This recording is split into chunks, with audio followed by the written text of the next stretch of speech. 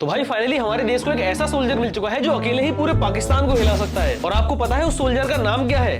लप्पू सचिन। बोलने को मुंह मेरा भी है, ऐसी बात नहीं है, पर मैं अभी शांत हूँ। अगर मैंने बोलना चालू कर दिया ना, पूरा पाकिस्तान हिला दूं। चुप कर बे कुत्ते। यहाँ पर मैं अपने सभी पाकिस्तानी भाइयों को छूट देता हूँ, आप लोग जितनी गाली देना चाहते हो इसको दे लो। Okay okay thank you. भाई मेरे को तो लगता है सन्नी देओल की गदर मूवी से ये लप्पू कुछ ज्यादा इंस्पायर्ड हो गया है। बेटा वो सन्नी है और तू कचरे की पन्नी है, तो थोड़ा कम फैल। और ये बात क्या कर रहा है पाकिस्तान हिलाने की? ये खुद तो ऐसा बंदा है जो डांस करते ही करते पूरा हिल जाता है।